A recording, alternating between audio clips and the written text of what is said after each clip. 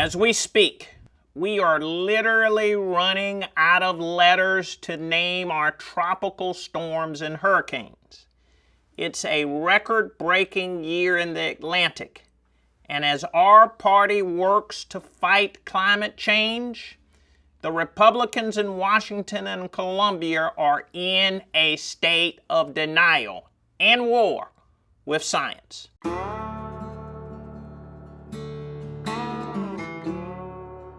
Here in the Low Country, in one of the most beautiful places on earth, with miles of wetlands and creeks and coastlines, we have too much at stake to play political games.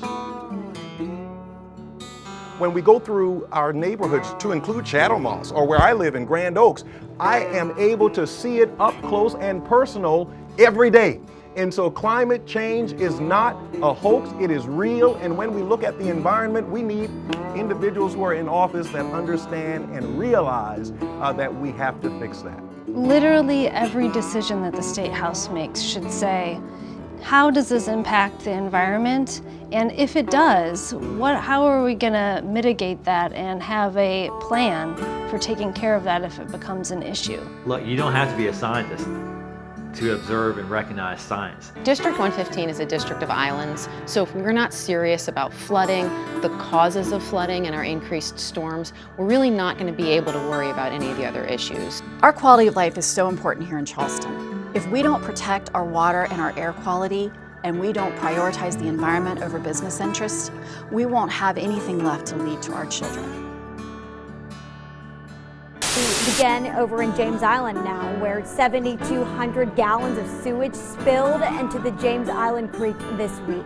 The impact that so much of the discharge can have on communities, especially vulnerable communities like the ones that I represent of color, where you've got people who located next to sites that could be toxically harming to them. Charleston Harbor is routinely the site of spills and pollution, and the only thing our state has ever done is give people a slap on the wrist.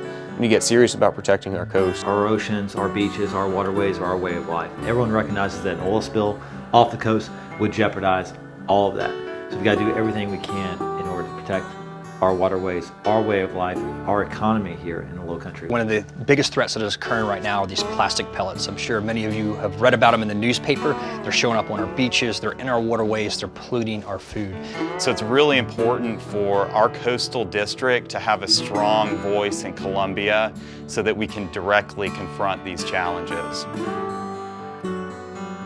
Well, I have two little children, Marley, who's 7, and Marlon, who's 3.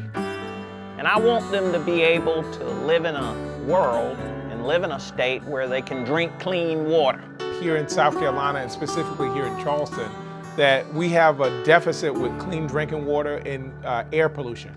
And to be honest with you, it's the Democratic Party that not only champions those issues, but are fighting like hell in Columbia for those issues. There are a lot of solutions that we can do, everything from green infrastructure to just changing our development patterns. When it comes to the environment, one of the things we have to get right is this idea of smart growth, and that is balancing development with the conservation of our natural resources. It's going to be important for us to make sure that we're passing meaningful legislation, that we're doing everything that we can to protect our environment. When it comes to the environment, it begins with science. And what I begin with is South Carolina should have a net carbon neutral goal for 2050.